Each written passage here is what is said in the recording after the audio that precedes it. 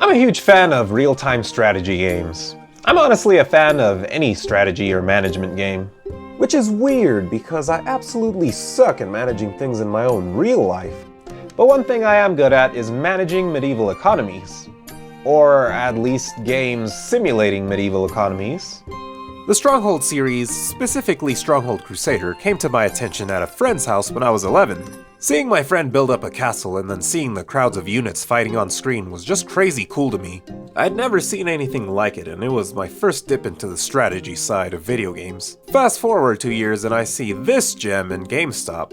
Stronghold 2? And in 3D no less. This was a big deal for my 13-year-old self. Until then, all I had really played in terms of RTS was Stronghold Crusader and Age of Empires, both 2D games. The back of the box just really amped me up for what was to be expected. Epic sieges, fights in the stairwells, physics! Now the game, if I remember correctly, was $40 or $50. My mom was not buying me a $50 computer game.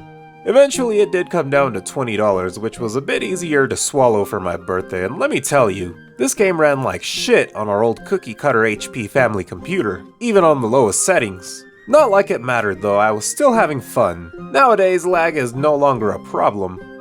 Today I wanted to check out this classic from my childhood, so let's dive right in. The game comes with two main campaign storylines, a peace campaign and a war campaign. Let's start off with the peace campaign, which focuses more on building up the economics of your realm. It starts off with the king of what I assume is England giving you the task of revitalizing the country's outer territories. He had 3 lords in the area already, but they all turn out to be useless jackasses. We're given a tiny wooden castle on the very edges of the map. Our first mission? Rebuild the lighthouse. Easy enough, right? Uh-oh, it looks like ships are already crashing into the cliffs below. But that's not what I'm worried about right now. Right now I'm worried that my food is almost gone. I wasted all of my wood building 3 saw pits and only 1 apple farm. Hurry up with that wood, peasant! The correct number of apple farms in this case is 4, but let's put 6 down to be safe. And there you have it, the realm of Corterri, a growing young kingdom ripe for the... Oh wait, the lighthouse is done. The next mission involves raising our lord to knight status, because before this he was just some guy, I guess. We're assigned one Tom Simpkins to advise us along our way. To become a knight we need to collect honor, and to do that we need to feed the peasants more than just apples. I guess apples just aren't enough anymore for these fucking ungrateful dirt farmers. So let's put up some hunters posts and get some meats going. But a quicker way of accumulating honor is by holding feasts. To hold feasts we need better food than the random meat and apples we feed the peasants. We'll need pigs and vegetables, so let's build some pig and vegetable farms. You know, it seems a bit odd to me that holding a feast with better food while your peasants eat boiled dirt would build up your honor. But whatever, the cooks are finally preparing the food. My first feast consists of dinner with what I assume is my wife. So I guess it's pretty simple, mostly just waiting for the honor and veggies to stack up. Oh wait, I forgot to build the fucking vegetable farms! I always like how jolly the vegetable farmer walks. I also noticed for the first time that the hunter at the hunter's post has the easiest job out of everyone. The birds land literally right in front of the post, they shoot them, and then their dogs carry the carcass to your granary. It's my next feast, and I seem to have gotten a duplicate wife. Hurry up with that pig, slave boy. Me and the clone wives are hungry. The main meal, VMC. Moving on to mission 3, it seems that our wooden castle is no longer fit for our knightly swagger. So the king decides to give us a stone castle. The only catch is the castle is destroyed and we have to rebuild it with the help of the monks who helped us rebuild the lighthouse earlier. To do this we have to set up a stone industry and send stone to the new castle's province by cart. Castle buildings are aflame, my liege. Also, it's fire season, so put wells everywhere.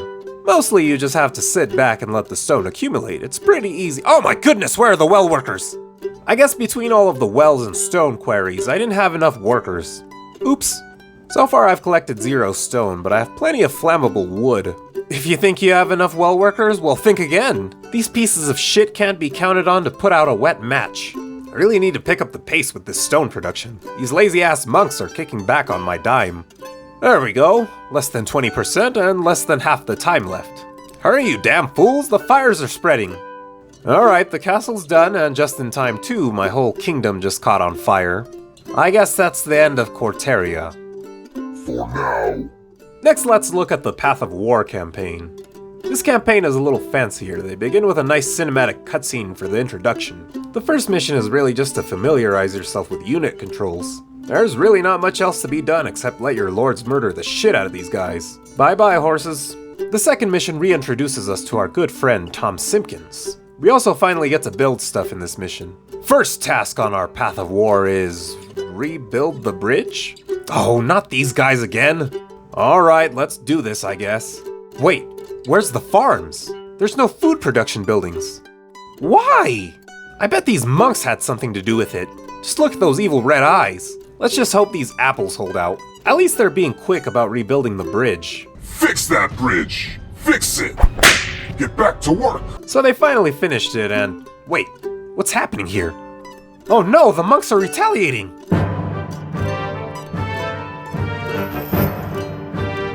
Oh wait, never mind, they're just passing through.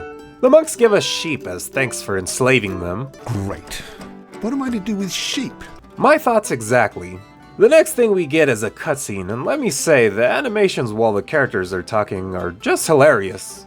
Why are you moving like that? Next mission segment has us collecting cloth? I thought this was the war campaign, but so far I'm rebuilding bridges and collecting textiles. Maybe they mean war against a bad economy.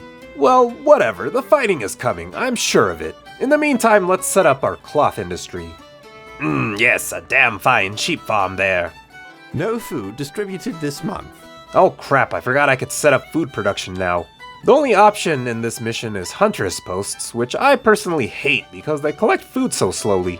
Let's hope these guys can feed everyone, it's not looking good on the food situation. I mean, it's slowly getting there, but let's add some more buildings to the production chain to speed things up a bit. Then Sir William sends a message saying Vikings are coming to destroy my castle. Finally, some threats of violence, but I guess they're not coming for this mission. I also just noticed something. The hunters are staying in front of their huts and only shoot the birds that land in front of them, when I could have sworn as a kid they would go out and hunt the rabbits. Is this a patch to make the hunters' posts more effective? Anywho, the cloth is finally done and my meat factory's held up rather well. Who needs stupid apples? This is the war campaign, dammit, we eat meat! Our next mission on the war campaign finally has us facing a hostile enemy, some Vikings. That is a castle! This man clearly has no respect for our knightliness. To make soldiers we need weapons, and that's a whole production chain on its own. For now, spears are our only option, which works because spears and spearmen are cheap. After setting it up, we just let our spears stack up in the armory. Crap, I'm completely broke from setting up the spear production. That's okay though, we can always sell our cloth from the shit we set up earlier. Alright, got some spearmen trained up finally. The monks reach out to us again and say they can help us if we help them with their bear problem. Yeah, you'd like that, wouldn't you? It's really mostly the money that's bottlenecking my whole army production chain. Eventually I was able to train up a small army, so about halfway through the Vikings send a small group of raiders to prod my defenses before the main group arrives. I've gotta say, they're pretty good at melting my walls with their axes, but it's nothing my guys can't handle. And now, as you can see, Corterri is once more glorious than ever. I never had this many spearmen when I played as a kid. I like how disturbingly realistic their faces look. It almost looks like they took a JPEG of one of the developers' faces and put it on the spearman's model. Compared to some of the other models, they have one of the most realistic faces in the game. I don't have time to ponder this for long though, since the main Viking invasion force is here. I must say, this is pretty underwhelming for how much they tucked them up so far.